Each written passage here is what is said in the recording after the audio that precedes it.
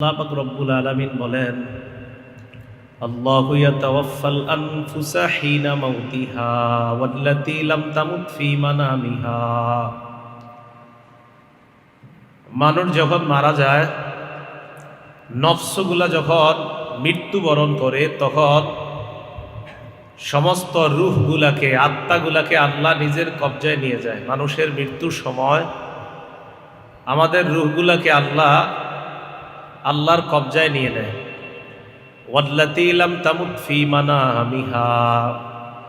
আবার যারা মারা যায় নাই, ঘুমের মধ্যে নিদ্রাকালে তাদের আত্মাগুলাও আল্লাহ নিজের কবজায় নিয়ে নেয়। তাহলে এখানে দুইটা বিষয়, একটা মারা যাওয়ার সময় যারা মারা গেল তাদেরটা নিয়ে গেল, আরেকটা হলো যারা ঘুমাই আমরা, আমাদেরটাও আল্লাহ নিজের কবজায় রাখেন।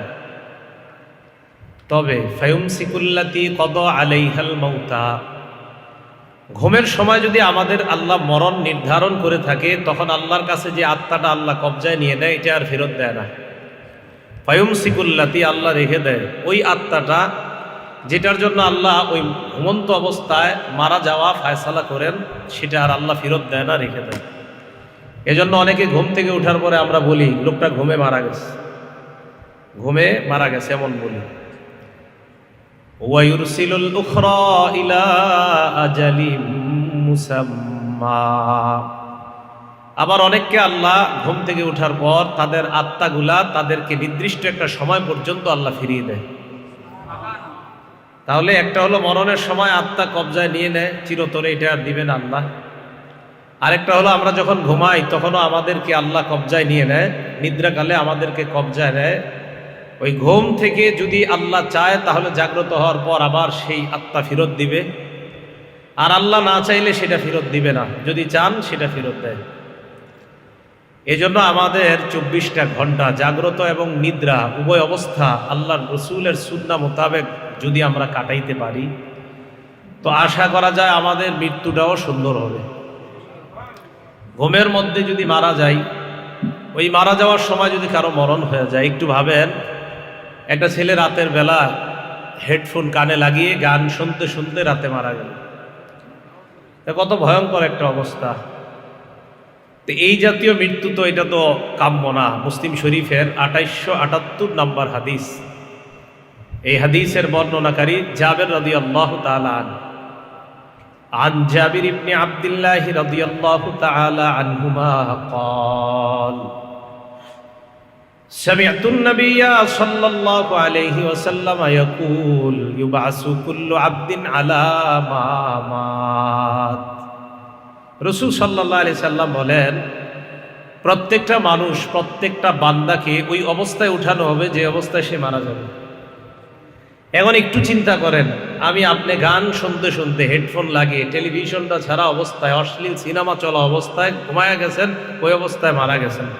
আল্লাহ না করেন রাসূল সাল্লাল্লাহু আলাইহি সাল্লাম বললেন যে যেইভাবে মারা যাবে তাকে কিয়ামতের মাঠে ওইভাবে উঠানো হবে।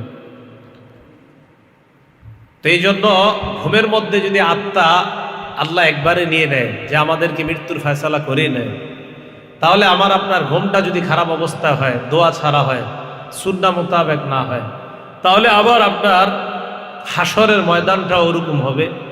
আর যদি ঘুমের অবস্থায় রাসূল সাল্লাল্লাহু আলাইহি সাল্লামের নিদ্রাকালে যে আমলগুলো আছে এগুলো যদি করা যায়, তো আশা করা যায় কিয়ামতের ময়দানে বা মৃত্যুর পরে আল্লাহ আমাকে আপনাকে রাসূলের সেই সুন্নাহ জিন্দাকারী অবস্থায় উঠাবেন।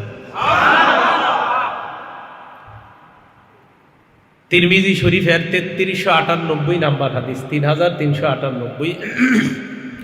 এই হাদিসের বর্ণনাকারী সাহাবা হুযায়ফা রাদিয়াল্লাহু তাআলা তিনি বলেন, কানান নবী সাল্লাল্লাহু আলাইহি ওয়াসাল্লাম ইযা নামা, নবীজি যখন ঘুমাইতেন, অথবা ইযা আরাদা আইয়া নামা, নবীজি যখন ঘুমের ইচ্ছা করতেন, ওয়াদাআত ইয়াদাহু তাহতা রাসিহি, আল্লাহ নবী তার হাত মুবারক তার মাথার নিচে রাখতেন, এইভাবে হাতটা মাথার নিচে রাখতেন। সুম্মা ক্বালা, এরপর বলতেন, আল্লাহুম্মা কিনি আযাবাকা ইয়াওমা তাজমাউ আও তাবআসু ইবাদাক। আল্লাহরে বলতেন, আল্লাহ যেদিন আপনি আপনার বান্দাদেরকে একত্রিত করবেন, কিয়ামতের মাঠে উঠাবেন, সেদিন আপনি আমাকে আপনার আযাব থেকে রক্ষা করুন। নবীজি আল্লাহর কাছে আযাবের পানা চান, বিছানায় শরীরটা লাগায়, বালিশে মাথাটা লাগায়, বালিশের নিচে আপনার মাথার নিচে হাতটা রেখে আল্লাহরে বলে, আল্লাহ আপনি আমাকে কিয়ামতের ময়দানে আপনার আযাব থেকে বাঁচায়েন। এটা তো রসুল আমাদেরকে শিক্ষা দিলেন। নবীজির তো এই দোয়া করা দরকার নাই, রসুলের আগে পরের সব গুনাহ আল্লাহ সব মাফ করে দিস। তো নবীজি সাল্লাল্লাহু আলাইহি সাল্লাম বালিশের মধ্যে মাথা লাগায় আর এই কথাটা দোয়া করে। এগুলো আমাদের জন্য শিক্ষা। জাগ্রত অবস্থা আর নিদ্রা অবস্থা, দুইটা অবস্থা আমাদের। জাগ্রত অবস্থায় যেন আমাদের একটা বৈঠক, আমাদের একটা আলোচনার বৈঠক, আমাদের একটা মজলিস, আমাদের ছোটখাটো চায়ের আড্ডা, 2-3 জনের গল্পগুলাও যেন জিকির শূন্য না হয়, না হয় আল্লাহর কাছে ধরা খেয়ে যাব। বুখারী শরীফের ৭৪০৫ নম্বর হাদিসের বর্ণনাকারী আবু হুরায়রা রাদিয়াল্লাহু তাআলা, আবু হুরায়রা রাদিয়াল্লাহু তাআলা আনহু বলেন, ক্বালা রাসূলুল্লাহ সাল্লাল্লাহু আলাইহি ওয়াসাল্লাম, নবীজি বলেন, ইয়াকুলুল্লাহু আযজা ওয়া জাল, আল্লাহ পাক রব্বুল আলামিন হাদিসে কুদসির মধ্যে বলেন, আনা ইনদা যান্নি আবদি বি, আমার বান্দা আমার প্রতি যেমন ধারণা করে আমি বান্দার প্রতি তেমন আচরণ করি। ওয়া আনা মাহু ইযা যাকারানি, আমার বান্দা যখন আমাকে স্মরণ করে আমি আল্লাহ তখন তার সাথেই থাকি। সর্ব অবস্থায় আল্লাহকে স্মরণ করা। ইযা যাকারানি ফি নাফসিহি, বান্দা যদি আমাকে মনে মনে স্মরণ করে, যাকারতুহু ফি নাফসি, আল্লাহ বলেন আমি আল্লাহ বান্দাকে মনে মনে স্মরণ করি। ওয়া ইন যাকারানি ফি মালাইন, বান্দা যদি আমাকে কোনো বৈঠকে, কোনো সমাবেশে, কোনো মজলিসের মধ্যে স্মরণ করে, যাকারতুহু ফি মালাইন খায়রিম মিনহুম, আমি আল্লাহ ওই বান্দাকে তার চাইতে উত্তম সমাবেশের মধ্যে আল্লাহ তাকে স্মরণ করি। এবার আল্লাহ বলেন, ইন আতানি ইয়ামশি, আমার বান্দা যদি আমার দিকে হেঁটে আসে, আতাইতুহু হারওয়ালা, আমি আল্লাহ তার দিকে দৌড়ে উপস্থিত হয়ে যাই।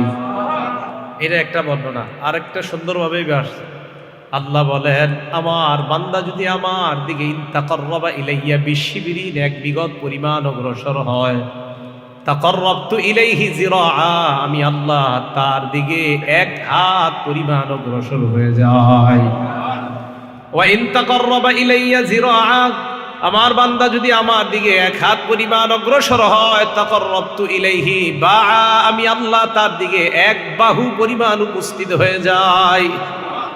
এই জন্য সর্ব অবস্থায় আল্লাহকে স্মরণ করা, যেইভাবে স্মরণ করবেন এইভাবে আল্লাহ থাকবে। বুখারী শরীফের ৬৪০৭ নম্বর হাদিসের বর্ণনা, আন আবি মুসা আল আশআরী রাদিয়াল্লাহু তাআলা আনহু قال قال رسول الله صلى الله عليه وسلم مثل الذي يذكر ربه والذي لا يذكر ربه مثل الحي والميت, আল্লাহ নবী বলেন যেই ব্যক্তি আল্লাহকে স্মরণ করে আরেকজন আল্লাহকে স্মরণ করে না, তাদের 2 জনের দৃষ্টান্ত হলো জীবিত আর মরা মানুষের মতো।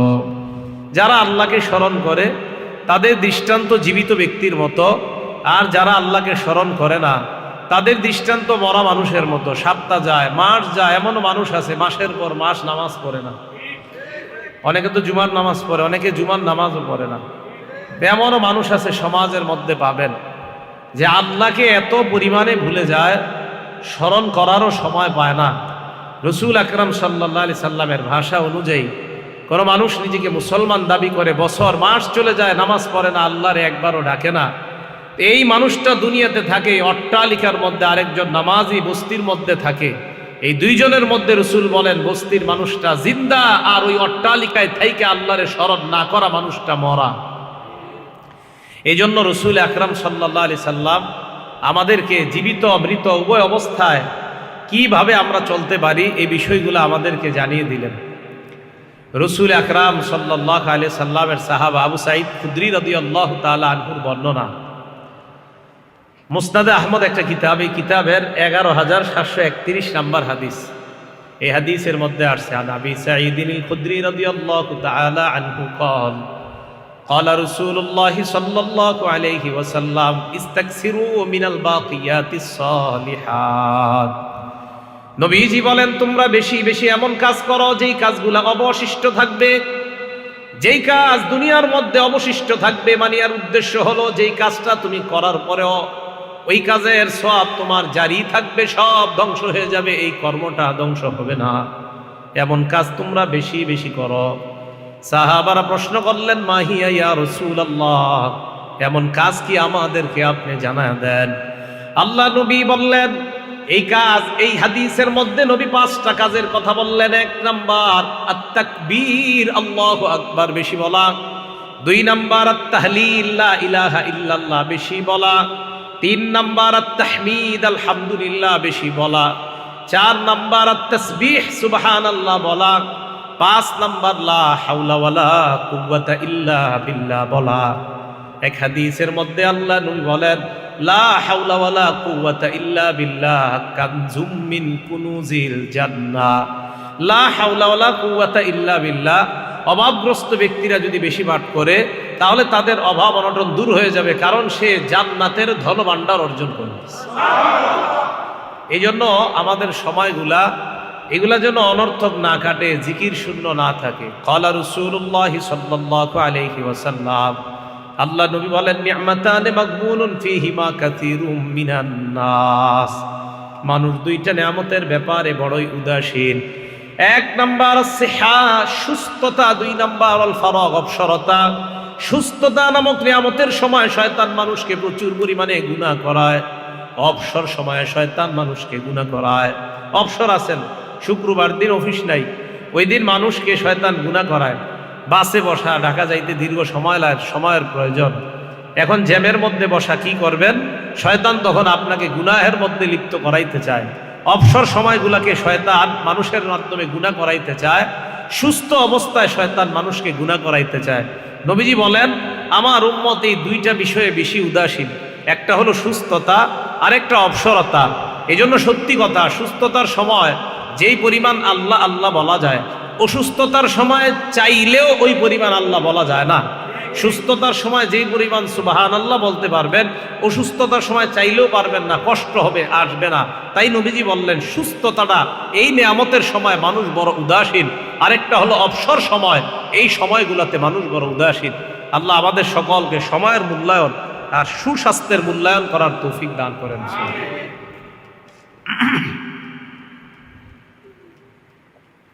মুসলিম শরীফের 2137 নম্বর হাদিসের বর্ণনা, ক্বালা রাসূলুল্লাহ সাল্লাল্লাহু আলাইহি ওয়াসাল্লাম, সামুরা ইবনে জুনদুব রাদিয়াল্লাহু তাআলা আনহুকে আল্লাহ নবী বললেন, আহাব্বুল কালামি ইলাল্লাহি আরবা, আল্লাহর কাছে 4টা কথা সবচাইতে বেশি প্রিয়। 1 নাম্বার সুবহানাল্লাহ, 2 নাম্বার আলহামদুলিল্লাহ, 3 নাম্বার লা ইলাহা ইল্লাল্লাহ, 4 নাম্বার আল্লাহু আকবার। নবীজি বলেন, লা তুসাম্মিয়ান্না গুলামাকা রাবাহান ওয়ালা নাজিহা। আরেক বর্ণনায়, লা তুসাম্মিয়ান্নাকা গুলামান রাবাহান। নবীজি বলেন, তার সাহাবা হযরত সামুরা ইবনে জুনদুব রাদিয়াল্লাহু তাআলা আনহুকে আল্লাহ নবী বলেন, সামুরা, দুনিয়ার মধ্যে 4টা কথা সবচাইতে আল্লাহর কাছে বেশি প্রিয়। 1 নাম্বার সুবহানাল্লাহ, 2 নাম্বার আলহামদুলিল্লাহ, 3 নাম্বার লা ইলাহা ইল্লাল্লাহ, 4 নাম্বার আল্লাহু আকবার। এরপর নবী বলেন, সামুরা, তুমি তোমার ছেলের নাম কখনো রবাহ রাখবা না। কি রাখবা না? রবাহ মানে হলো লাভবান হওয়া। তোমার সন্তানের নাম তুমি রবাহ রাখবা না, রবাহ। এটা নবীজি বললেন, তুমি তোমার সন্তানের নাম রবাহ রাখবা না। আর ওয়ালা নাজিহান, তোমার সন্তানের নাম তুমি নাজিহ রাখবা না। নাজিহ মানে হলো সফল কাম, এটা রাখবা না। ওয়ালা আফলাহা, তোমার সন্তানের নাম তুমি আফলাহ রাখবা না। আফলাহ মানে অধিক সফল কাম। আফলাহ মানে কি? অধিক সফল কাম। এইগুলা তুমি তোমার সন্তানের নাম কখনো রাখবা না। রাসূল আকরাম সাল্লাল্লাহু আলাইহি সাল্লাম কেন কয়, ফাইন্নাকা তাকুলু সাম্মা হুয়া, কারণ অনেক সময় তোমরা বলবা রবাহ কোথায়, আইসা বলবা এই জায়গায় কি রবাহ আছে? রবাহ আসলে তার ছেলের নাম। তো বলতে পারো তোমরা ওহুয়া লা ইয়াকুনু, তখন ওই ব্যক্তি বলবে লা, এখানে রবাহ নাই, এখানে লাভ নাই, আসলে এখানে তোমার ছেলে নাই। এই জাতীয় নাম রাখলে অনেক সময় মানুষ বলবে একটা, অন্য মানুষের মধ্যে ভুল ধারণা সৃষ্টি হতে পারে। তা এই নামগুলা রাখবা না। তো বললেন, রবাহ রাখবা না, আফলাহ রাখবা না, নাজিহ রাখবা না। কেউ এসে আমাকে আপনাকে বললো, আরবদের মধ্যে হালিদ নাজিহ হা হুনা, এখানে কি নাজিহ আছে? তো আমি বললাম লাইসাত নাজিহ হা হুনা, এখানে নাজিহ নাই, মানে এখানে সফল কাম নাই। আসলে সফল কাম নাই এর উদ্দেশ্য না, উদ্দেশ্য হলো নাজিহ নামে ছেলেটা এখানে নাই। নবীজি বলেন তুমি বলবা ছেলের কথা, অন্য মানুষ ধারণা করবে এই জায়গায় মনে হয় সফলতা নাই। তো এই জন্য বললেন ছেলের নাম রবাহ রাখবা না, নাজিহ রাখবা না, আফলাহ রাখবা না। যাই হোক, এই হাদিসের মধ্যে রাসূল সাল্লাল্লাহু আলাইহি সাল্লাম প্রথমে বললেন আল্লাহর কাছে প্রিয় কালাম হলো চারটা: সুবহানাল্লাহ, আলহামদুলিল্লাহ, লা ইলাহা ইল্লাল্লাহ, আল্লাহু আকবার। জাগ্রত অবস্থায় আমাদের সময়গুলো যেন নষ্ট না হয়, আল্লাহ সময়গুলোকে মূল্যায়ন করার তৌফিক দান করেন। তিরমিজি শরীফের 3380 নাম্বার হাদিসের বর্ণনা, আবু হুরায়রা রাদিয়াল্লাহু তাআলা আনহুর বর্ণনা। আন আবি হুরায়রা রাদিয়াল্লাহু তাআলা আনহু قال قال رسول الله صلى الله عليه وسلم, আবু হুরায়রা রাদিয়াল্লাহু তাআলা আনহুর বর্ণনা, আল্লাহ নবী বলেন, মা জালাসা কওমুল মাজলিসান, কোন সম্প্রদায় যখন কোন মজলিসের মধ্যে বসার পর লাম ইয়াজকুরুল্লাহ ফি, ওই মজলিসের মধ্যে যদি আল্লাহর নাম না নেওয়া হয়, ওয়ালাম ইউসাল্লু আলা নাবিয়িহিম, নবীর উপর যদি দুরূদ পড়া না হয়, ইল্লা কানা আলাইহিম তিরাতুন, কোন মজলিসের মধ্যে তোমরা বসলা, বসার পর ওই মজলিসের মধ্যে যদি আল্লাহর নাম না নেওয়া হয়, নবীর নাম না নেওয়া হয়, মানে নবীর উপর দুরূদ পড়া না হয়, নবীজি বলেন ওই মজলিসের উপর আল্লাহর পক্ষ থেকে গজব হবে, নাউজুবিল্লাহ।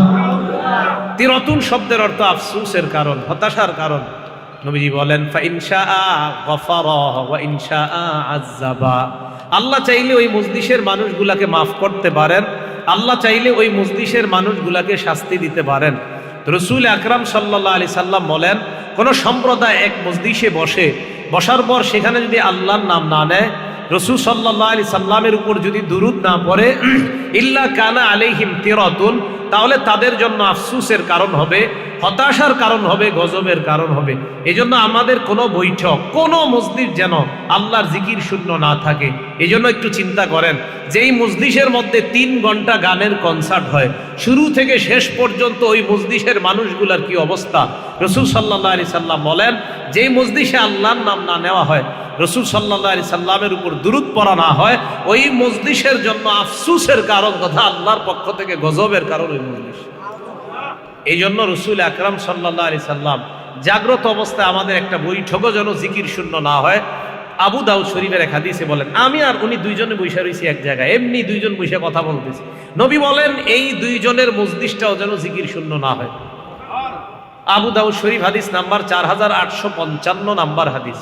ক্বালা রাসূলুল্লাহ সাল্লাল্লাহু আলাইহি ওয়াসাল্লাম, এটাও আবু হুরায়রা রাদিয়াল্লাহু তাআলা আনহু বর্ণনা। আল্লাহ নবী বলেন, মান কাদা মাকআদান, কোন ব্যক্তি কোন মজলিসের মধ্যে বসছে, কোন বৈঠকের মধ্যে বসছে, এই দেখেন আমি একটা চেয়ারে বসলাম, এটা বৈঠক, এটা একটা বৈঠক। মান কাদা মাকআদান, কোন মানুষ কোন একটা বৈঠকের মধ্যে বসছে, ওয়ালাম ইয়াযকুরিল্লাহ, ওই জায়গায় আল্লাহর নাম নেয় নাই, কোন বৈঠকে বসছে আল্লাহর নাম নেয় নাই, কানা আলাইহিম তিরাতুন, তার জন্য এটা আল্লাহর পক্ষ থেকে হতাশার কারণ হতে পারে, নাউজুবিল্লাহ। এটা তার জন্য আল্লাহর পক্ষ থেকে হতাশার কারণ হতে পারে। এই হাদিসটা আবু দাউদ শরীফের 4856 নাম্বার হাদিসের বর্ণনা। তো নবীজি সাল্লাল্লাহু আলাইহি সাল্লাম বলেন, ওয়ামানিত তাজা মাতজাআন, কোন ব্যক্তি যদি রাতের বেলা বিছানায় মাথা লাগায়, ওয়ালাম ইয়াজকুরুল্লাহ, আল্লাহর নাম না নেয়, কোন ব্যক্তি মাথা লাগায় কিন্তু আল্লাহর নাম নেয় না, রাসূল সাল্লাল্লাহু আলাইহি সাল্লাম বলেন, কানা আলাইহি তিরাতুম মিনাল্লাহ, এই ব্যক্তির জন্য আল্লাহর পক্ষ থেকে এই ঘুমটা হতাশার কারণ হতে পারে। মাথা লাগাইছে বালিশের মধ্যে, আল্লাহর নাম নেয় নাই। এবার আবু দাউদ শরীফের 4855 নাম্বার হাদিস শোনেন। এই বৈঠকে আমরা বসে রয়েছি না একটা মজলিসে, নবীজি কি বলে দেখেন, আপনার বন্ধু যারা গানের কনসার্টে যায় তাদেরকে বললেন, ক্বালা রাসূলুল্লাহ সাল্লাল্লাহু আলাইহি ওয়াসাল্লাম, নবীজি বলেন, মা মিন কওমিন ইয়াকুমুনা মিন মাজলিসিন লা ইয়াযকুরুনাল্লাহ, কোন সম্প্রদায় যখন এমন একটা বৈঠকের মধ্যে বসে, যেই বৈঠকের মধ্যে একবারও আল্লাহর নাম না নেওয়া হয়, ইল্লা কামু আন মিসলি জিফাতি হিমার, ওই মজলিসটা এমন হয়ে যায় যেন ওই মজলিসের মধ্যে মরা গাধার গোশত পরিবেশন করা হয়েছে। একটা মজলিস, গানের মজলিস, এখান থেকে উঠলো, সেখানে কোনো জিকির হয় না। নবীজি বলেন, কেমন যেন মরা গাধার ভোজন সভা করা হয়েছে, আর ওই ভোজন সভা থেকে মানুষগুলো উঠছে। যে মজলিসে আল্লাহর নাম না নেওয়া হয়। আল্লাহ আমাদের সকলকে, আমাদের প্রত্যেকটা বৈঠক, আমাদের প্রত্যেকটা মসজিদ যেন জিকির শূন্য না থাকে, জাগ্রত অবস্থায় প্রত্যেকটা মুহূর্ত যেন আল্লাহ স্মরণে কাটাইতে পারে, আল্লাহ তৌফিক দান করেন। এবার দেখেন রাসূল সাল্লাল্লাহু আলাইহি সাল্লাম আবু দাউদ শরীফের 4856 নম্বর হাদিসে বলছিলেন, যেই ব্যক্তি বিছানায় মাথা লাগায়, বালিশে মাথা লাগায়, মানিত তাজা আমাত জান, বিছানায় মাথা লাগায় ঘুমানোর জন্য আল্লাহর নাম না নেয়, তার জন্য এটা আফসোসের কারণ হতে পারে। এই জন্য আমাদের ঘুমানোটা, নিদ্রা অবস্থাটা যেন সুন্নাহ মোতাবেক হয়। সহিহ বুখারী হাদিস নাম্বার 6320 নাম্বার হাদিসের বর্ণনা। এই হাদিসের মধ্যে আছে, এটা আবু হুরায়রা রাদিয়াল্লাহু তাআলা আনহুর বর্ণনা। ক্বালা রাসূলুল্লাহি সাল্লাল্লাহু আলাইহি ওয়াসাল্লাম, আল্লাহ নবী বলেন, ইদা আওয়া আহাদুকুম ইলা ফিরাশিহি, তোমাদের কেউ যখন বিছানার মধ্যে যায়। এবার দেখেন, যাওয়ার পর আমার দিকে তাকান, নবীজি বলেন, ফালয়ানফুদ ফিরাশাহু বিদাখিলাতি ইজারিহি, সে যেন লুঙ্গির নিচে দিয়ে বিছানাটা এইভাবে ঝাড়ে। আর আপনারা তো ঝাড়ু দিয়া ঝাড়েন, বাকি নবীর সুন্নত যেহেতু বলছে আর কি, যে লুঙ্গির নিচ দিয়া এইভাবে যেন বিছানাটা ঝাড়ে, একবার অন্তত এমন করেন। কয় কেন করব? নবীজি করতে বলছে তাই করবো। হ্যাঁ, এইভাবে বিদাখিলাতি ইজারিহি। অন্য বর্ণনায় আসছে সালাসা মাররাত, 3 বার লুঙ্গির নিচ দিয়ে বিছানা এমন করবে। নবীজি আমাদের প্রতি কত মায়া, আমাদেরকে বলেন, ফাইন্নাহু লা ইয়াদরি মা খালফাহু আলাইহি, কারণ তার জানা নাই, তার অজান্তে এই বিছানার মধ্যে কোনো বিচ্ছু আছে কিনা এটা তার জানা নাই। তাই নবীজি বললেন, যখন বিছানায় যাইবা লুঙ্গির নিচ দিয়ে, তখন তুমি বিছানাটাকে, এই হাদিসে আসছে কোনো বার আসে নাই, বিছানাকে তুমি ঝাড়বা। অন্য বর্ণনায় আসছে সালাসা মাররাত, 3 বার ঝাড়বা। এইভাবে ঝাড়ার পর দেখেন নবীজি বলেন, এরপর যখন তুমি বিছানায় মাথা লাগাইবা, তখন তুমি বলবা, বিসমিকা রব্বি ওয়াদাতু জামবি, আল্লাহ আপনার নামে আমার দেহটা বিছানায় লাগাইলাম। সুবহানাল্লাহ, আপনার নামে আমার দেহটা বিছানায় রাখলাম। কত সুন্দর কথা দেখেন, আপনার নামে আমার দেহটা আমি বিছানায় রাখলাম। ওয়া বিকা আরফাহু মাবুদ, আপনার নামে আবার আমি এই দেহকে বিছানা থেকে উঠাবো। আপনি চাইলে আবার বিছানা থেকে দেহটা উঠাবো, আপনার নামে বিছানায় দেহ রাখলাম। এরপরে দেখেন কি কয়, ইন আমসাকতা নাফসি, মাবুদ আপনি যদি ঘুমন্ত অবস্থায় আমার আত্মাটা নিয়ে যান, আমার জানটা নিয়ে যান, আমার মরণ দিয়ে দেন, ফারহামহা, মেহেরবানি করে আমার আত্মার প্রতি আপনি দয়া করেন। আল্লাহ ঘুমের মধ্যে যদি আমার মরণ হয়, তো আমার আত্মার প্রতি দয়া করেন। এটা হলো বুখারীর বর্ণনা। মুসলিম শরীফের বর্ণনায় আসছে, ফাগফির লাহা, আল্লাহ ঘুমন্ত অবস্থায় যদি আমার আত্মাটা আপনি নিয়ে যান, তো আমার আত্মাটাকে আপনি মাফ করে দিন। বাংলাটা মনে থাকবে নি, বাংলাটা মনে থাকবে নি। আল্লাহ আপনার নামে আমি আমার শরীরটাকে বিছানায় রাখলাম। আমি সুন্দরভাবে বলতেছি আরবিটা, বিসমিকা রব্বি ওয়াদাতু জামবি, আল্লাহ আপনার নামে আমি আমার দেহকে বিছানায় লাগাইলাম। ওয়াবিকা আরফাউহু, আপনার নামে আবার দেহকে বিছানা থেকে উঠাবো। ইন আমসাকতা নাফসি ফারহামহা, আল্লাহ আপনি যদি ঘুমন্ত অবস্থায় আমার জানটা নিয়ে যান, তাহলে এটার প্রতি আপনি দয়া করেন। আর মুসলিম শরীফে আসছে, ফাগফির লাহা, আল্লাহ আপনি এই আত্মাটাকে মাফ করে দিন। বাংলা কইতে পারবেন না এগুলা? বাংলায় বলবেন যদি আরবিটা না পারেন। এরপরে দেখেন কি কয়, ওয়াইন আরসালতাহা মাবুদ, আপনি যদি আমার আত্মাটা আবার ফিরায়া দেন, ফাহফাজহা বিমা তাহফাজু বিহি ইবাদাকাস সালিহিন, তাহলে আমার আত্মাটাকে আপনি হেফাজত কইরেন যেইভাবে আপনার নেককার বান্দাদেরকে আপনি হেফাজত করেন। তার মানে আপনি ঘুমের মধ্যে যাইলেন, ঘুমন্ত অবস্থায়, ঘুমের আগে আপনি আল্লাহর কাছে বললেন, আল্লাহ আপনার নামে আমি আমার দেহটা বিছানায় রাখলাম, আপনার নামে আবার আমি দেহটা উঠাবো। মাবুদ আপনি যদি আমার আত্মাটা নিয়ে যান, আত্মার প্রতি আপনি দয়া করেন। আর যদি আমার আত্মাটা আবার ফেরত দেন, আপনার নেককার বান্দাদেরকে যেইভাবে আপনি পরিচালনা করেন, আমাকে ওইভাবে আপনি পরিচালনা করবেন।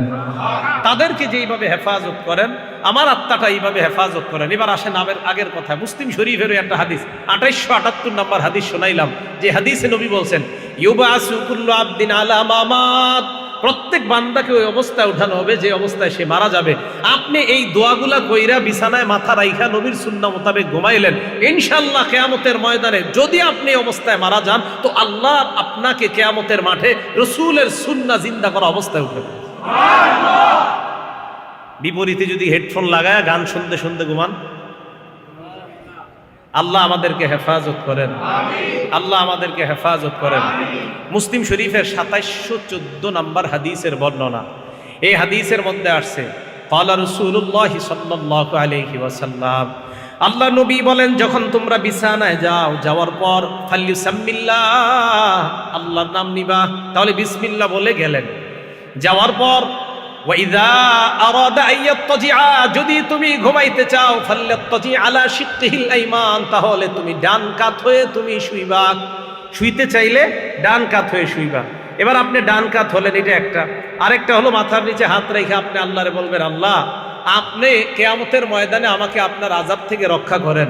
আল্লাহ যেদিন মানুষকে উঠাবেন সেদিন আপনি আপনার আযাব থেকে আমাকে রক্ষা করেন, এটা একটা।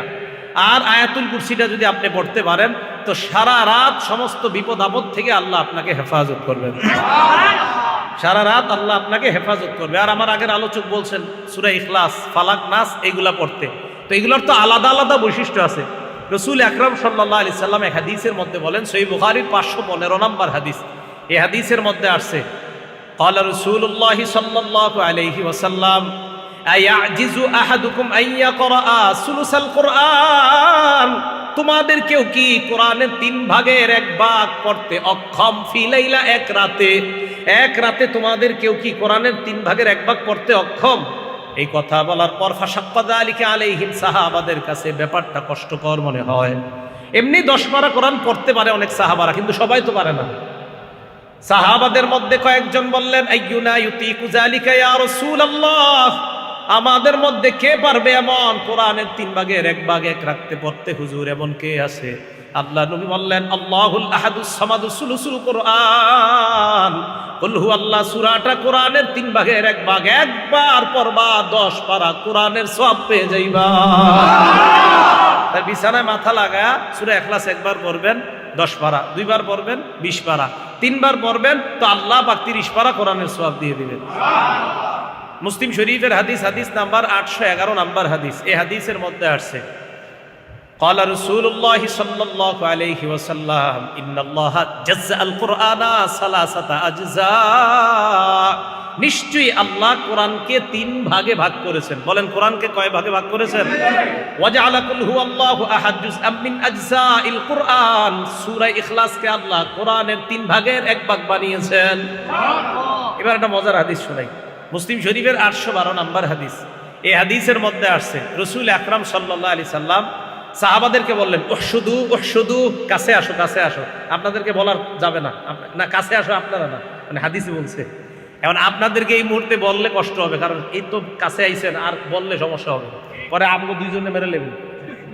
এখন রাসূল সাল্লাল্লাহু আলাইহি সাল্লাম বললেন, কাছে আসো কাছে আসো, উহশুদু উহশুদু। হ্যাঁ আচ্ছা, তো রাসূল সাল্লাল্লাহু আলাইহি সাল্লাম বললেন, উহশুদু, কাছে আসো। এখন সাহাবাদেরকে যখন বলে কাছে আসো, এবং দেখবেন আপনারা বিভিন্ন মাহফিলে যিনি উপস্থাপক থাকে, পরিচালক, উনিও বলে ভাই একটু কাছে এসে বসেন, বলে না? আসলে দেখেন আপনি দূরে থাকলেও কি শুনবেন না? শুনবেন, মাইকি তো শুনবেন, কিন্তু কাছে আসতে কেন বলে? দেখেন এই কাছে আসতে বলাটাও নবীর সুন্নাত। সুবহানাল্লাহ, কাছে আসতে বলাটাও নবীর সুন্নাত। তো কয় নবীজি বললেন কাছে আসো। আচ্ছা বলেন তো, নবীজির কথা সাহাবারা কতটা মন দিয়ে শুনবে? এরপরে নবী বলে এই কাছে আসো কাছে আসো। তো সাহাবায়ে কেরাম চিন্তা করলো, নবীজি কাছে ডাকতেছে, তার মানে গুরুত্বপূর্ণ কিছু বলবে। সাহাবারা আল্লাহ নবীর কাছে আসলেন, আসার পর আল্লাহ নবী বললেন, সাআকরাউ আলাইকুম সুলুসাল কুরআন, আমি আজকে তোমাদেরকে কোরআনের 3 ভাগের 1 ভাগ পাঠ করে শোনাবো। সুবহানাল্লাহ, আমি তোমাদেরকে কোরআনের 3 ভাগের 1 ভাগ পড়ে শোনাবো। সাহাবারা তো খুশি, নবীজি কোরআন পড়বে 10 পারা, এটা তো ভালো কথা, মানে 3 ভাগের 1 ভাগ পড়বে, এটা আমরা শোনার জন্য সবাই অপেক্ষা। ফাকরা কুল হুয়াল্লাহু আহাদ, আল্লাহ নবী সূরা ইখলাস পড়লেন। সাহাবারা ততক্ষণ পর্যন্ত ফজিলত জানে না। নবীজি ঘরে ঢুকে গেলেন। ফাকালা বাদুনা লিবাদিন, সাহাবাদের মধ্যে একজন আরেকজনকে বললেন, আল্লাহ নবী না বললেন কোরআনের 3 ভাগের 1 ভাগ পড়বে, কুল হুয়াল্লাহ সূরা পড়ে দিন। নবী ঘরে গেছে। সাহাবা বলে, মনে হয় কোনো ওহী নাজিল হওয়ার কারণে আল্লাহ নবী ঘরে গিয়েছে, আবার মনে হয় আসবে, অপেক্ষা করো। নবীজি ঘর থেকে বের হলেন। হওয়ার পর আল্লাহ নবী বললেন, শোনো তোমরা, আমি তোমাদেরকে বলেছিলাম কোরআনের 3 ভাগের 1 ভাগ পড়ে শোনাবো। আমি যে কুল হুয়াল্লাহ সূরা পড়লাম, এই কুল হুয়াল্লাহ হলো তা'দিলু সুলুসাল কুরআন, কোরআনের 3 ভাগের 1 ভাগ। তাহলে রাতে আপনি বিছানায় মাথাটা লাগাইবেন, লাগানোর পর পড়বেন। আচ্ছা আপনারা বিছানায় মাথা যখন লাগাবেন বালিশে, তখন জান্নাতে একটা ঘর বানাবেন, কারা কারা চান? মুসনাদে আহমদের হাদিস, রাসূল আকরাম সাল্লাল্লাহু আলাইহি সাল্লাম বলেন, কুল হুয়াল্লাহ সূরা 10 বার পড়ো। কয়বার? 10 বার। সাথে সাথে জান্নাতের মধ্যে আপনার জন্য একটা বালাখানা তৈরি হয়ে যাবে। দুনিয়াতে যখন নবীনগর সাভারের আশপাশ দিয়ে গাড়িতে উঠে যখন যাবেন আপনারা, তখন দেখবেন বড় বড় বিল্ডিং হইতেছে, তখন চিন্তা করো, হ্যাঁ এরকম একটা বিল্ডিং যদি আমার হইতো, তখন সান্ত্বনা দেবেন নিজেরে কিভাবে জানেন? আর থুর এখানে না হয়েছে কি হয়েছে, সাথে সাথে 10 বার সূরা ইখলাস পড়বেন আর বলবেন যাক জান্নাতে তো একটা বানায় ফেলছে। এভাবে সান্ত্বনা দিবেন নিজের। আমারে অনেকে অনেক সময় বলে এটা করো সেটা করো, তখন আমি বলি 10 বার সূরা ইখলাস পড়লে হয়ে যাবে, টেনশন নেই। তো 10 বার সূরা ইখলাস পড়বেন, জান্নাতে আপনার জন্য একটা বালাখানা তৈরি হয়ে যাবে। রাসূল আকরাম সাল্লাল্লাহু আলাইহি সাল্লামের এক সাহাবা, সহিহ বুখারীর হাদিস 5013 নম্বর হাদিস। এই হাদিসের মধ্যে আসছে আন্না রাজুলান সামিআ রাজুলান ইয়াকরাউ কুল হুয়াল্লাহু আহাদ ইউরাদ্দিদুহা।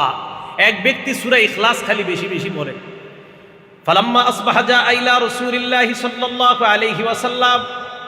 সকাল হওয়ার পর এক ব্যক্তি আল্লাহ নবীর কাছে আসলেন, আসার পর বললেন, ইয়া রাসূলুল্লাহ, অমুক ব্যক্তি আপনার সাহাবা বারবার কুল হুয়াল্লাহ সূরা পড়ে। আল্লাহ নবী কয়, তাই নাকি? কয় হ্যাঁ। হাদিসের মধ্যে আসছে কান্না রাজুলা ইয়াতাকাল্লুহা, যেন তার কাছে এই আমলটা বেশি বড় মনে হয় নাই। নবীজি বললেন, শোনো, ওয়াল্লাযী নাফসি বিয়াদি ইন্নাহা লাতাদিলু সুলুসাল কুরআন। আমার সাহাবা কুল হুয়াল্লাহ যতবার পড়ুক, মনে রাখবা একবার পড়া মানে কোরআনের 3 ভাগের 1 ভাগের সওয়াব পেয়ে যাওয়া। এটা নাসাই শরীফের 993 নাম্বার হাদিস। আম্মা জান আয়েশা সিদ্দিকা রাদিয়াল্লাহু তাআলা আনহার বর্ণনা, তিনি বলেন, আন্না রাসূলুল্লাহি সাল্লাল্লাহু আলাইহি ওয়াসাল্লাম বাআসা রাজুলান আলা সারিয়াতিন। আল্লাহ নবী এক সাহাবাকে এক এলাকার মধ্যে যুদ্ধের জন্য পাঠাইলেন, সাহাবাকে আমির বানায়া দিলেন। তো আমির সাহেব যারা আছে ওনার সাথে তাদেরকে নিয়ে নামাজ পড়ে। তো উনি যখন নামাজ পড়ে, ফাকরা আলি আসহাবিহি ফি সালাতিহিন, নামাজের মধ্যে উনি কেরাত পড়ে। যখনই উনি নামাজ শেষ করে দ্বিতীয় রাকাতে, অথবা ওনার কেরাত উনি সমাপ্ত করে বিকুল হুয়াল্লাহু আহাদ, ফায়াখতিমু বিকুল হুয়াল্লাহু আহাদ, উনি প্রায় সময় খালি কুল হুয়াল্লাহু আহাদ করে নামাজ শেষ করে। মনে করেন প্রথম রাকাতে একটা বললাম, দ্বিতীয় রাকাতে কুল হুয়াল্লাহ, অথবা প্রথম রাকাতে আপনার 2 সূরা একসাথে পড়ে ফেললো, প্রথমে তাব্বাত ইয়াদা পরে কুল হুয়াল্লাহ, মানে এত বেশি কুল হুয়াল্লাহ নামাজে পড়ে। ফালাম্মা রাজাউ, সবাই যখন ফিরে আসছে নবীজির কাছে, আসার পর জাকারু লাহু, নবীজির কাছে এই কথাটা বলছি, ইয়া রাসূলুল্লাহ, উনি খালি কুল হুয়াল্লাহ সূরা পড়ে নামাজ পড়ায়। নবীজি বললেন, তাই নাকি? ফাসালুহু লিআইয়ি শাইইন ফাআলা যালিকা, এটা নাসাইর বর্ণনা। নবীজি বললেন, তাকে কি জিজ্ঞাসা করো উনি এটা কেন করছে, সাহাবা। আর বুখারীর বর্ণনা লিআইয়ি শাইইন ইয়াসনাউ যালিকা, ওনাকে গিয়ে জিজ্ঞাসা করো, আমার সাহাবাকে জিজ্ঞাসা করো এই কাজ কেন করে। সাহাবারা তার কাছে গেলেন, যাওয়ার পর সালুহু, প্রশ্ন করলেন, তুমি এটা কেন করো? উনি জবাব দিলেন, লিআন্নাহা সিফাতুর রহমান, কুল হুয়াল্লাহ সূরার মধ্যে আমার রবের গুণাবলী আছে, তাই আমি পছন্দ করি এটা খুব বেশি। আমার রবের গুণাবলী আছে, আমার রব এক, আমার রব বিয়ে করে নাই, আমার রবের বিবি নাই, আমার রবের ছেলে নাই, আমার রবের মেয়ে নাই, তিনি সন্তান জন্ম দেয় না, তিনি সন্তান জন্ম নেন না, তার থেকে সন্তান জন্ম নেয় না, তিনি সন্তান জন্ম দেন না, তার সমকক্ষ কেউ নাই। তো আমার রবের এই গুণাবলীটা বলতে আমার খুব ভালো লাগে। সাহাবাদার নবীজির কাছে গেছে, নবীজি বললেন, কি জিজ্ঞাসা করছো? হ্যাঁ হুজুর, এটাতে নাকি রহমানের সিফাত আছে। তাই উনি বলে, আখবিরুহু আন্নাল্লাহা ইউহিব্বুহু, তাকে জানায়া দাও সে যেমন সূরা ইখলাসকে খুব ভালোবাসে, মহব্বত করে, আল্লাহও তাকে ভালোবাসে। রাতে বালিশে মাথা যখন লাগাইবেন, আল্লাহর ভালোবাসা অর্জন করারও একটা উপায় কুল হুয়াল্লাহ সূরা পড়ে। সূরা বাকারার শেষ 2 আয়াত, আমানার রাসূলু বিমা উনজিলা ইলাইহি মির রাব্বিহি থেকে শেষ পর্যন্ত কোরআন দেখে দেখেই পড়েন আপনি। হাদিসের মধ্যে রাসূল বলেন, কাফাতা, যেই ব্যক্তি সূরা বাকারার শেষ 2 আয়াত পড়বে, রাসূল আকরাম সাল্লাল্লাহু আলাইহি সাল্লাম বলেন, তার ওই পুরা রাত্রের জন্য এই 2 আয়াতই যথেষ্ট হয়ে যাবে। এই আমলগুলা করা, রাতে যখন আমরা বিছানায় মাথা লাগাই আমল করা। আরেকটা হলো বিছানায় মাথা যখন লাগাবেন, কাজ নাই, তখন আপনার ফেসবুকটা না চালায়া, ইউটিউব মোবাইলটা হাতে না নিয়ে 1000 সওয়াব কারা চান? কয় হাজার সওয়াব? 1000, অথবা 1000 গুনাহ মাফ। 1000 সওয়াব হবে অথবা 1000 গুনাহ মাফ। মুসলিম শরীফের হাদিস, হাদিস নাম্বার 2698 নাম্বার হাদিসের বর্ণনা, সাদ ইবনে আবি ওয়াক্কাস রাদিয়াল্লাহু তাআলা আনহু বর্ণনা, তিনি বলেন, কুন্না ইনদান নবী সাল্লাল্লাহু আলাইহি ওয়াসাল্লাম, আমরা আল্লাহর নবীর কাছে ছিলাম। আল্লাহ নবী হঠাৎ আমাদেরকে বললেন, আজিজু আহাদুকুম আইয়াকসিবা আলফা হাসানা, তোমাদের মধ্যে কেউ কি অক্ষম 1000 সওয়াব কামাই করতে অক্ষম? ফাসালাহু সাইলুম মিন জুলাসাইহি, বৈঠকের মধ্য থেকে একজন প্রশ্ন করলেন, ইয়া রাসূলুল্লাহ, আমাদের মধ্যে 1000 সওয়াব কামাই করা এটা কিভাবে সম্ভব? নবীজিকে বললেন, কাইফা ইয়াকসিবু আহাদুনা আলফা হাসানা, কিভাবে একজন 1000 নেকি কামাই করতে পারে? আল্লাহ নবী বললেন, শোনো তোমরা, ইউসাব্বিহু মিআতা তাসবিহা, কোন ব্যক্তি যদি 100 বার সুবহানাল্লাহ পড়ে, কয়শো বার? বলেন তো কি? আবার বলেন, এতটুকুই বাস, আবার বলেন। আল্লাহ নবী বলেন 100 বার যদি কোনো বান্দা সুবহানাল্লাহ বলে, ইউকতাবু লাহু আলফু হাসানা, তার আমলনামায় 1000 নেকি লিখে দেওয়া হয়। সুবহানাল্লাহ। নবীজি বলে 1000 নেকি যদি তোমার আমলনামায় লেখা নাও হয়, আও ইউহাত্তু আনহু আলফু খাতিয়া, তোমার আমলনামা থেকে 1000 গুনাহ মুছে দেওয়া হয়। তাহলে 100 বার সুবহানাল্লাহ পড়বেন, হয়তো 1000 সওয়াব হবে, অথবা 1000 গুনাহ আপনার জীবন থেকে আল্লাহ মুছে ধুয়ে মুছে সাফ করে দিবেন। আল্লাহ আমলগুলা করা দরকার আছে না? আল্লাহ আমাদের সকলকে আমল করার তৌফিক দান করেন। এখন এই সুন্নতগুলা পালন করা সহজ হবে, সম্ভব হবে কখন? যদি আমরা রাসূল আকরাম সাল্লাল্লাহু আলাইহি সাল্লামকে মহব্বত করতে পারি, তাহলে এই সুন্নতগুলা পালন করা আমাদের জন্য সহজ হবে। সূরা তাওবা আয়াত নাম্বার 24 নাম্বার আয়াত, আয়াতটা শুনেন, অনুবাদটাও শুনেন। আল্লাহ বলেন, কুল ইন কানা আবাউকুম, যদি তোমাদের বাবা, ও আবনাউকুম, যদি তোমাদের সন্তান, ওয়া ইখওয়ানুকুম, যদি তোমাদের ভাই, ওয়া আজওয়াজুকুম, যদি তোমাদের বিবি, ওয়া আশিরাতুকুম, যদি তোমাদের পরিবার, ওয়া আমওয়ালুন ইকতারাফতুমুহা, যে সম্পদ কামাই করো ওই সম্পদ যদি, ওয়া তিজারাতুন তাখশাউনা কাসাদাহা, যে ব্যবসায় লস খাওয়ার টেনশনে থাকো ওই ব্যবসা যদি, ওয়া মাসাকিনু তারদাউনাহা, যেই বাসস্থান তোমরা পছন্দ করো এই বাসস্থানগুলা যদি, কি যদি? বাবা, যদি তোমাদের বাবা, যদি তোমাদের সন্তান, যদি তোমাদের ভাই, যদি তোমাদের বিবি, যদি তোমাদের পরিবার, যদি তোমাদের উপার্জিত সম্পদ, যদি তোমাদের ব্যবসা, যদি তোমাদের বাসস্থান, আহাব্বা ইলাইকুম মিনাল্লাহি ওয়া রাসূলি, আল্লাহ আর আল্লাহ রাসূলের চাইতে বেশি প্রিয় হয়, ওয়া জিহাদিন ফি সাবিলি, এবং আল্লাহর রাস্তায় জিহাদ করার চাইতে যদি তোমাদের কাছে বেশি প্রিয় হয়, ফাতারাব্বাসু হাত্তা ইয়াতি আল্লাহু বিআমরি, তাহলে অপেক্ষায় থাকো, আল্লাহ তোমাদের উপর যেই গজব নিয়ে আসবে ওই গজবের অপেক্ষা করো। তাহলে এবার আপনারা বলেন তো, বাবার চাইতেও বেশি প্রিয় হতে হবে কে? আল্লাহ তার রাসূল, আল্লাহ এবং তার রাসূল। আচ্ছা, মায়ের চাইতে, বিবির চাইতে, ভাইয়ের চাইতে, সন্তানদের চাইতে, ব্যবসার চাইতে, সব কিছুর চাইতে আল্লাহ আল্লাহ রাসূল বেশি প্রিয় হতে হবে। যদি না হয় তাহলে আযাবের অপেক্ষা করা। তো আবার আসেন, জাগ্রত আর নিদ্রা এই উভয় অবস্থায় সুন্নাহগুলা পালন করা তখন সহজ হবে যদি রাসূল আকরাম সাল্লাল্লাহু আলাইহি সাল্লামের মহব্বত আমাদের মধ্যে বেশি থাকে।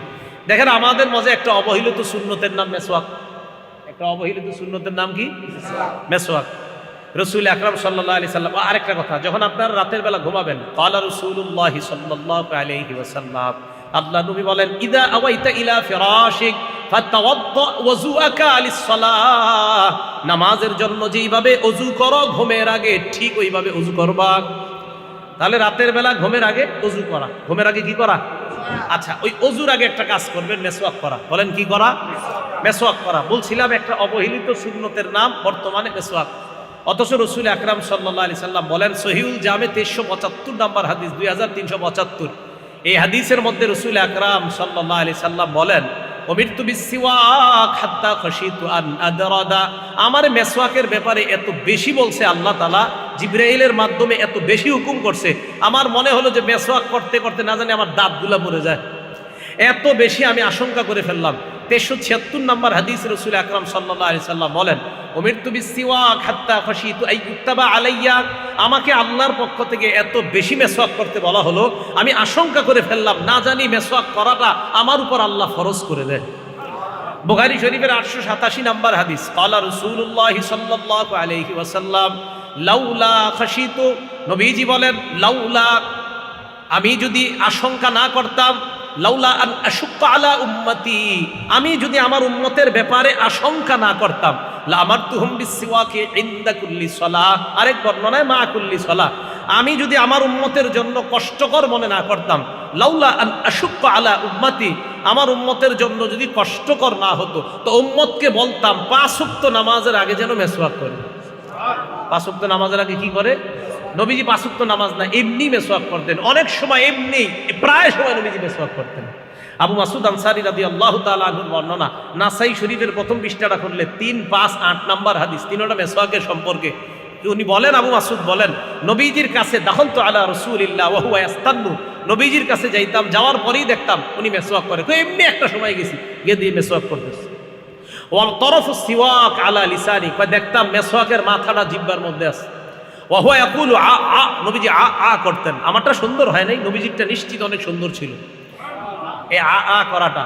তো রাসূল আকরাম সাল্লাল্লাহু আলাইহি সাল্লাম প্রায় সময় মেসওয়াক করতেন। তো মেসওয়াকের ব্যাপারে বেশি বলবো না, মেসওয়াকের ব্যাপারে আমার একটা বয়ান আছে, লম্বা বয়ান আছে মেসওয়াকের ব্যাপারে। রাসূল আকরাম সাল্লাল্লাহু আলাইহি সাল্লামের বিবি আম্মাজান আয়েশা সিদ্দিকা রাদিয়াল্লাহু তাআলা আনহাকে একজন প্রশ্ন করছেন, নাসাই শরীফের 5040 নম্বর হাদিস। আম্মাজান, নবী যখন বাহির থেকে ঘরে আসে সর্বপ্রথম কি করে?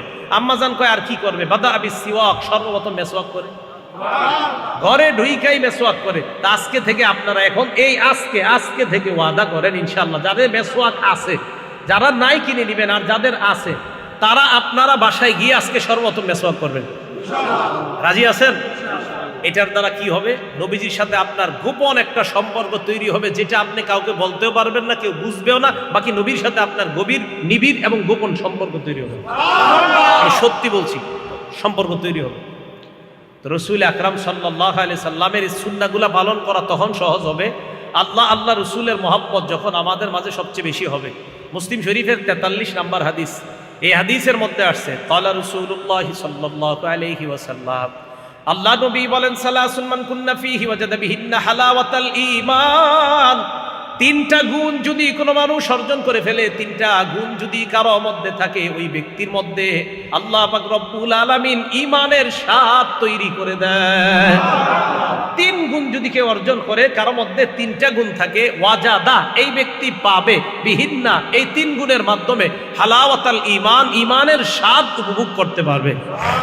1 নাম্বার, মান কানাল্লাহু ওয়া রাসূলুহু আহাব্বা ইলাইহি মিম্মা সিওয়াহুমা, 1 নাম্বার, আল্লাহর রাসূল ওই ব্যক্তির কাছে দুনিয়ার সবচাইতে বেশি ভালোবাসার পাত্র হতে হবে, তাহলে ওই ব্যক্তি ঈমানের স্বাদ পাবে।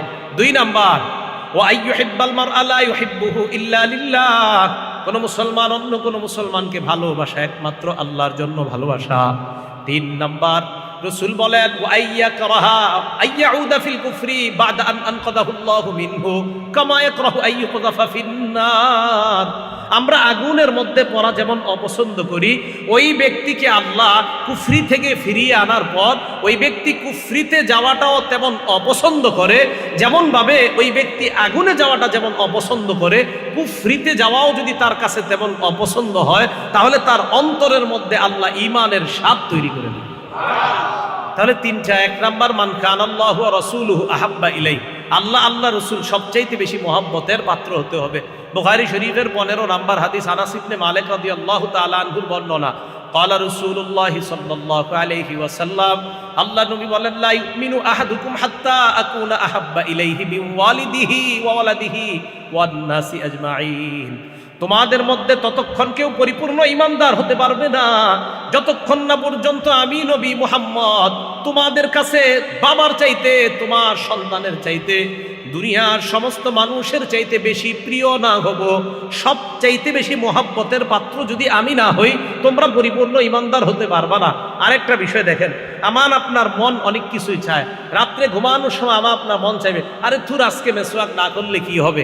রাত্রে শোয়ার সময় শয়তান বলবে, আজকে একটু ওযু না করলে কি হবে। রাত্রে শোয়ার সময় শয়তান বলবে, নবীর শিখানো দোয়াটা আজকে না পড়লে সমস্যা কি। এই কথাগুলো শয়তান আপনাকে দিবে।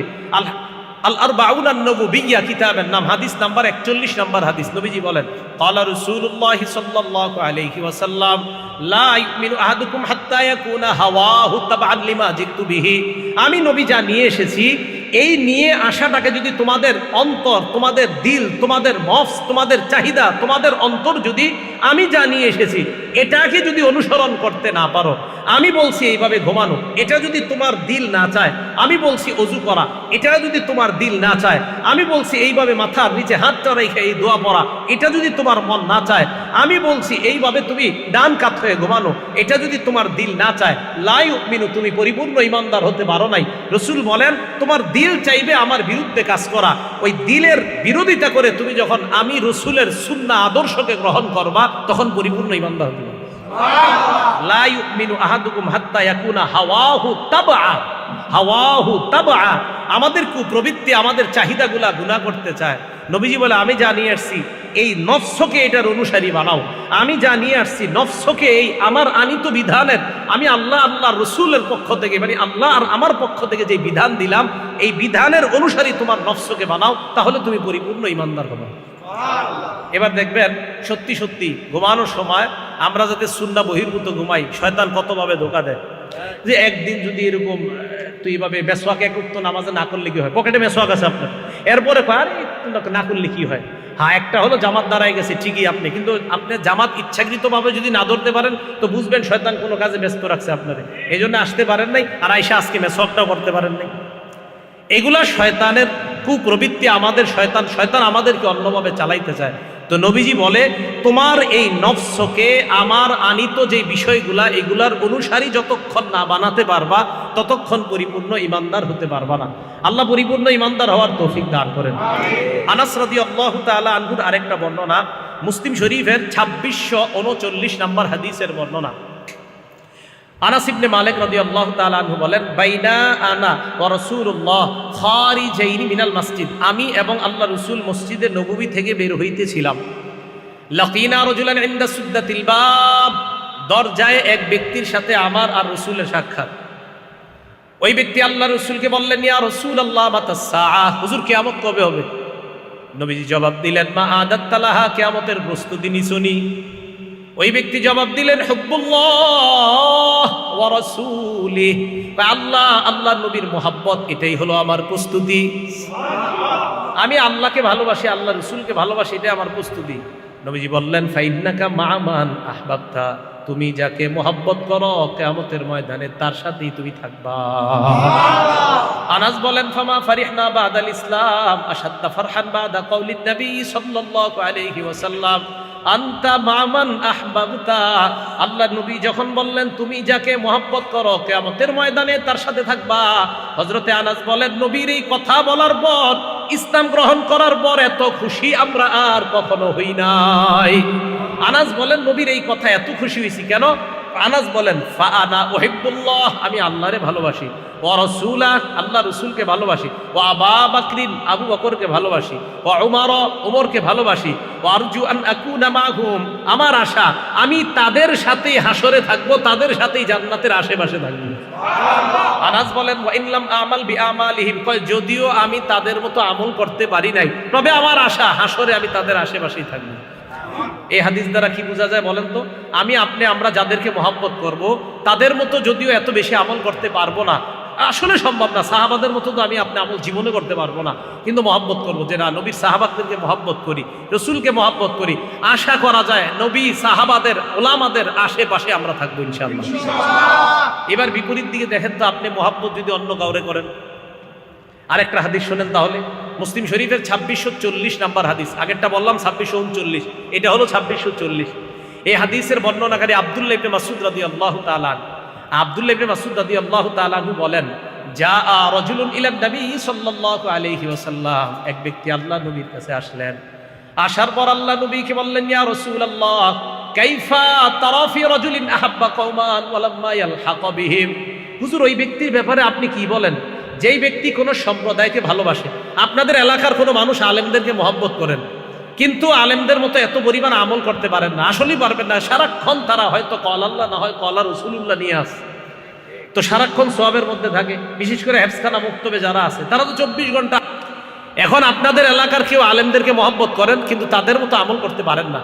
এক ব্যক্তিকে নবীজিকে বললেন, হুজুর ওই ব্যক্তির ব্যাপারে আপনি কি বলেন যে ব্যক্তি কোনো সম্প্রদায়কে মহব্বত করে কিন্তু তাদের মতো আমল করতে পারে না, তার ব্যাপারে আপনি কি বলেন? নবীজি বললেন আলমার উমা আমান আহাব্বা, মানুষ তাদের সাথেই কিয়ামতের মাঠে থাকবে যাদেরকে সে মোহাব্বত করে। এই কথাটা সারা জীবন মনে রেখেন, আমি যাকে মহব্বত করব তার সাথে আমার হাসর হবে। আজকাল অনেকে দাবি করে দেখবেন তো আমি কি কম নামাজ পড়ি, আমি কি কোরআন রিসার্চ কম করি, বা আমি কি হাদিস রিসার্চ কম করি, এরকম বলে অনেকে। কিন্তু উনি কোরআনও রিসার্চ করে, হাদিসও রিসার্চ করে। এইগুলো রিসার্চ করার পর ওনার ফলাফল কি বাইরে জানেন? উনি এইগুলো রিসার্চ করার পর ফলাফল বের হয় যে এতদিন বাংলাদেশের হুজুররা যা বলছে ইসলাম সব এরা ভুল বুঝাইছে আপনাদেরকে। তখন একটা বইয়ের নাম দিয়ে দিবে প্রকৃত ইসলাম ও নকল ইসলাম। কি নাম দিবে? ওলামায়ে কেরাম যে আদর্শ আপনাদেরকে শিখাইতেছে কোরআন সুন্নাহ, এটার নাম দিবে নকল, আর ওনারটার নাম দিবে প্রকৃত। তখন উনি আপনাকে বলবে ওই হাদিসগুলা মানা যাবে না, কারণ এই হাদিসগুলার সাথে কোরআনের ওই আয়াতের সাংঘর্ষিক, ওই হাদিসগুলা মানা যাবে না, এটার সাথে কোরআনের ওই আয়াতটা মিলতেছে না, আপনাকে এরকম বুঝাবে। তো মনে রাখবেন, আপনি যদি ওই ব্যক্তিকে মহব্বত করেন, যেই ব্যক্তি আপনারে বুঝাইতে বুঝাইতে এক পর্যায়ে মসজিদ থেকে বের করে ফেলে, তো কিয়ামতের মাঠে আপনি তার সাথেই থাকবেন। এই জন্য ভয়ঙ্কর অবস্থার মধ্যে আমরা আছি, এটা একটু মাথায় রেখেন। রসুল আকরাম সাল্লাল্লাহু আলাইহি সাল্লাম বলে, আমার উম্মত শেষ জামানায় তোমরা একজন আমল করবা, 50 জনের সওয়াব তোমার আমলনামায় লেখা হবে। সাহাবারা নবীজির প্রশ্ন করলেন, হুজুর কোন 50 জন? আমাদের 50 জন না ওই জামানার 50 জন? নবীজি বললেন, বাল মিনকুম 50, বরং তোমাদের 50 জনের সওয়াব আমার শেষ উম্মতের এক ব্যক্তিকে দেওয়া হবে। এই জন্য এই যুগে একবার ওইটাতে যাওয়া, একবার ওইটাতে, মানে চারোদিকে আপনি খালি দৌড়ান, না মনে হয় ওখানে ঠিক, ওখানে ঠিক। এত দৌড়াদৌড়ি বাদ দিয়ে মসজিদ মাদ্রাসা ধরেন, ইনশাল্লাহ ঠিক থাকবেন।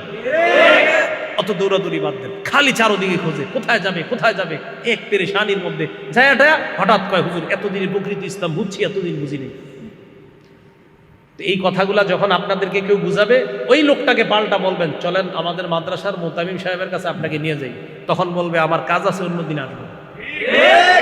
যখন কোনো মানুষ আপনাকে নতুন ভাবে ইসলাম আবার বুঝাইতে চায়, এতদিন আপনি একভাবে নামাজ পড়তেন, এতদিন আপনি একভাবে সিজদা করতেন, মানে একদম মুসলমান, আপনার আব্বা আম্মা ভাই বোন সবাই মাশাআল্লাহ সহি পদ্ধতিতে এতদিন একটা নামাজ পড়তেন। হঠাৎ কেউ এসে আপনার যদি নতুন ভাবে দাওয়াত দিতে চায়, বলবেন, ভাই আমার তো কোরআন হাদিসের এত জ্ঞান নাই, চলেন অমুক দাওরা হাদিস মাদ্রাসার যিনি বুখারী শরীফ পড়ায় ওনার কাছে আপনাকে নিয়ে যাই। তো ওনার সামনে বসে আমাকে আপনি বুঝান, বুঝানোর পর যদি আমার মনে হয় না আপনি যে নতুন করে বুঝাইতেছেন আমার আগের গুলা ভুল আর আপনার বুঝানো সঠিক, তাহলে আমি আপনারটা মেনে নিব।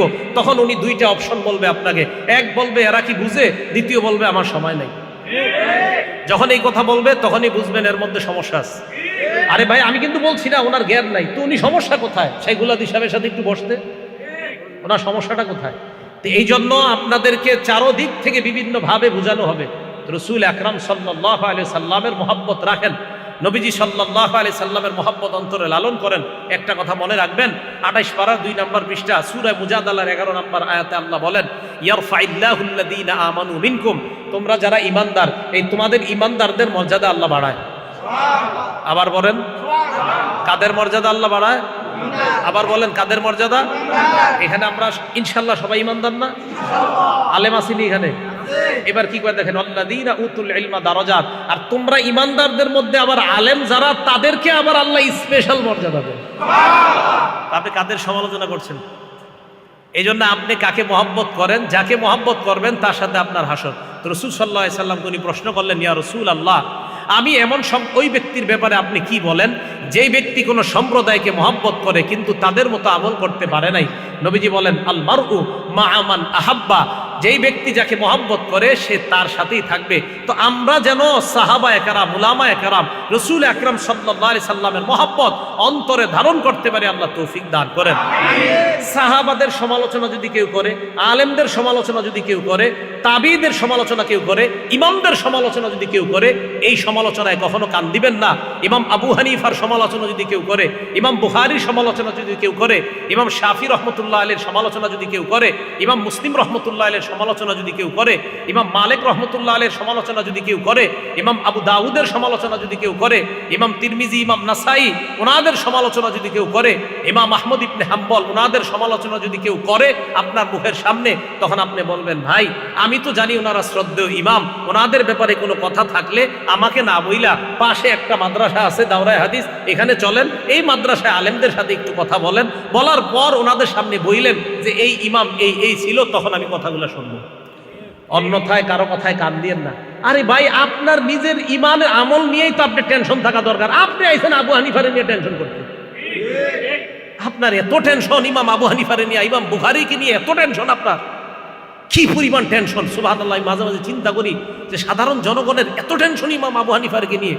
মাঝে মাঝে ফেসবুকে দাঁড়িয়েও নাই, কিচ্ছু নাই, এমন এমন লোক ইমাম আবু হানিফা রহমতুল্লাহ আলাইকে গালি দিয়ে কথা লেখে। তো এদের কথায় কান দিয়ে না। আমি দেখেন, আমি বলার পরে হয়তো এই বের হয়ে অনেকে বলবে হ্যাঁ কি বুঝে এটা বলবে, ঠিক আছে আমি আপনার চেয়ে কমই বুঝি, আমি মেনে নিচ্ছি আপনার চেয়ে কম বুঝি। আপনারা সাধারণ যারা, অন্তত 2-3 জনকেও তো আমার কথাটা আমি ঢুকাইতে পারতেছি, আপনাদেরকে বলে যাই এই যুগে ইমানের উপর থাকার জন্য চারোদিকে কান দিয়েন না। জুমার নামাজটা ঠিক মতো পড়েন, ওখানে আলোচনা শোনেন খতিব সাহেবের, 5 ওয়াক্ত নামাজ মসজিদে ঠিক মতো পড়েন, সুন্নত মোতাবেক চলেন, খালি একটা কাম করেন না, গুনাহ করেন না, আর নামাজগুলা সুন্দরভাবে পড়েন। ওমকে কি বলছে এটা শুনতে যায়েন না, নামাজ পড়েন সুন্দর মতো, রমজান মাসে রোজা রাখেন, মুতু আদখুলু জান্নাত রাব্বিকুম, মরেন আর জান্নাতে যান। এটা সাধারণদের জন্য বললাম, যারা পড়াশোনা করে, সাধারণ যারা আপনারা দোকানে কাজ করে, ও হ্যাঁ উনি হঠাৎ ওনার 20 বছরের আগের নামাজ বাদ দিয়ে নতুনভাবে নামাজ শুরু করছে, আরে এগুলা করবেন না। আল্লাহ পাক রব্বুল আলামিন আমাদের সকলকে ওলামাদের মহাব্বত, সাহাবাদের মহাব্বত সহ মহাব্বত যেন আমরা আঁকড়ে ধরে মুহাম্মদ সাল্লাল্লাহু আলাইহি সাল্লামের মহাব্বত নিয়ে আমরা যেন কবরে যাইতে পারি, আল্লাহ তৌফিক দান করেন। আরেকটা কথা, সাহাবায়ে কেরামের সমালোচনা যেই মজলিসে হয় সেই মজলিসে যাবেন না, সেই মজলিসে বসবেন না। সাহাবায়ে কেরামের সমালোচনা যে করে তার মুখের উপরে বলে দিবেন লানাতুল্লাহ, তার মুখের উপরে বলে দিবেন যে সাহাবা সমালোচনা যারা করে তাদের উপর আল্লাহর অভিশাপ, আল্লাহর নবীর অভিশাপ, সমস্ত মানুষের অভিশাপ। সাহাবা সমালোচনা যেই মজলিসে হয় ওই মজলিসে যাবেন না। সাহাবা সমালোচনা যেই বইয়ে লেখা আছে ওই বই পড়বেন না। সাহাবা সমালোচনা যেই এলাকার মধ্যে মানুষ বেশি করে ওই এলাকার আশেপাশ দিয়েও ঘুরবেন না। নবীজি সাল্লাল্লাহু আলাইহি সাল্লাম বুখারীর বর্ণনায় বলেন লা তাসুব্বু আসহাবি, আমার সাহাবাদেরকে গালি দিও না।